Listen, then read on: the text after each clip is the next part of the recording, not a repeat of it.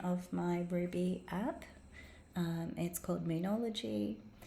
For the API, I'm using farmsense.net. They do a few APIs, so day length, frost dates, or moon phases. And their purpose for putting this out into the world was to help farmers know when to best plant and harvest. So I'm using their Moon Phases app, which takes in a Unix timestamp date as a parameter and returns a JSON string like this. They also had an option where you could put in 3 dates like that. So that's that.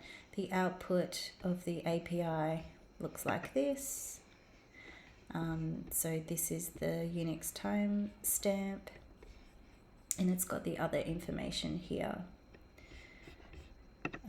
So we'll go through to the application. It's a pretty simple application with 5 flags. I've got in terms of the folder structure, I've got the README file, I've got the bin folder with moonology.rb sitting in there. I've got the configuration folder with my environment files sitting in there, and a library folder with the API client file sitting in there. So Moonology provides the user with information about the moon on a specific date. These are the features here. So you can return a single date of a moon phase. You can return the corresponding moon name. You can return the distance of the moon from the Earth, return the distance of the moon from the sun. It lets them know that to set up this, they need to fork and clone the GitHub repository. And these are some examples that they can input in to use the application. So I've got my Moonology file here. I have the shebang line to make it executable. And I'm requiring the environment files and dependencies. So those are these here: OpenURI, URI, net, HTTP, JSON, optpast, date, time, and a file called Colorize, which I used to make the heading in the options a different color, which was a bit of fun.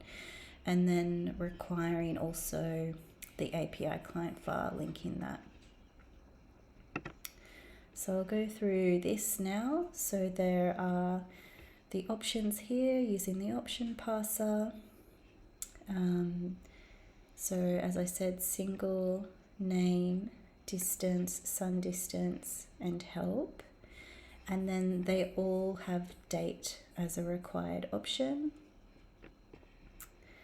And this is the parsing code.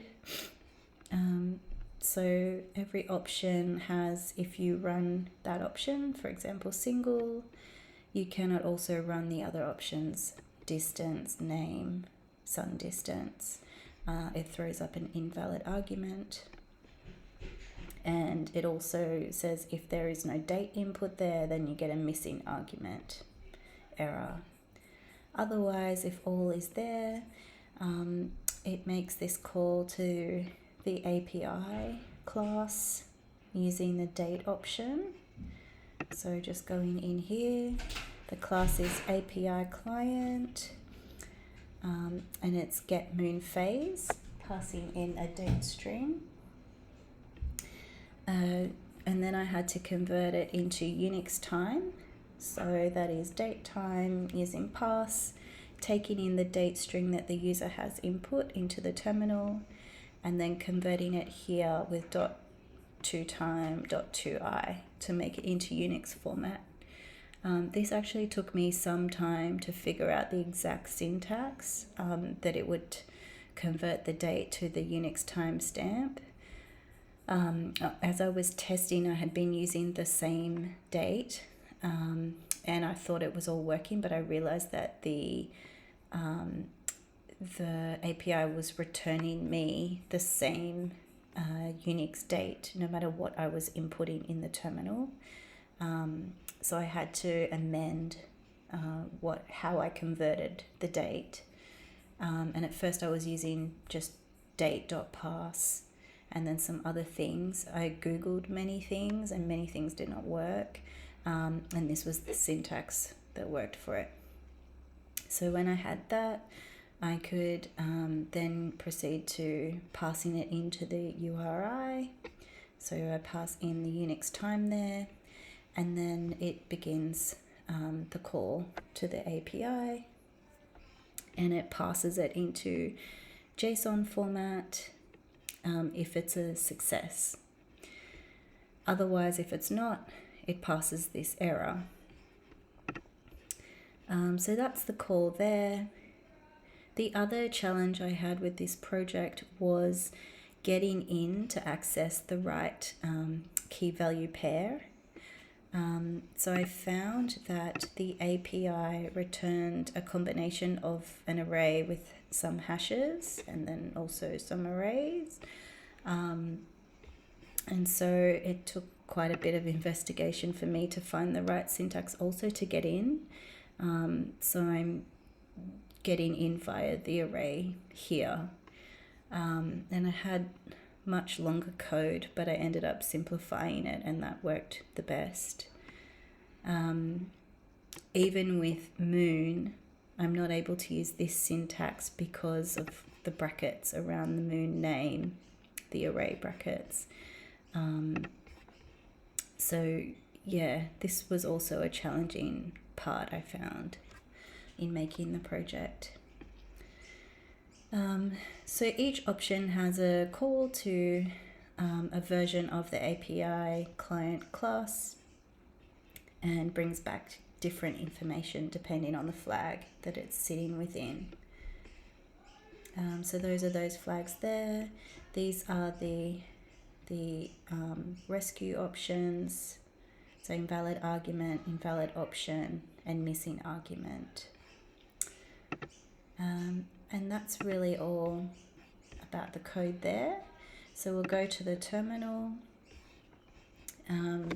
So the user can type in this file name and then -H to see all the options. So I was able to colorize this heading, which I thought was quite cool. You've got the 5 options here. So single, name, distance, sun distance, and help. And then this date option, it tells you that it's a required. And they need to specify the date in this format. So we can call one of the options single date, put in a date.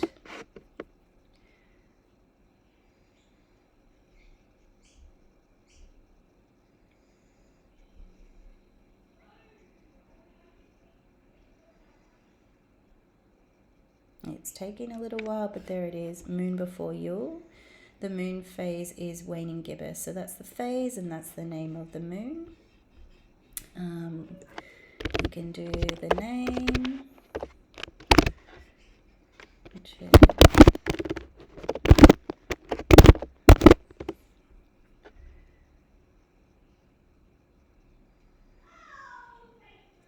so that's the moon name, and so on with the other options. I named the distance and sun distance X and Y because I already had a -D for date. So that's why I named those that way. So -X,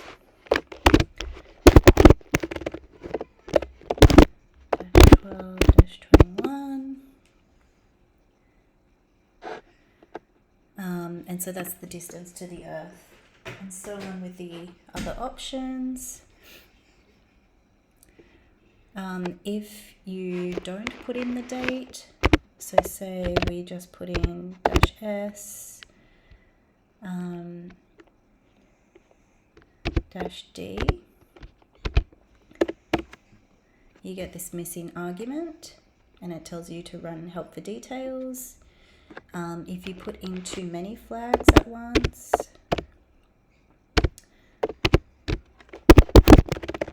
and say you did put in a date, well, I file name in there.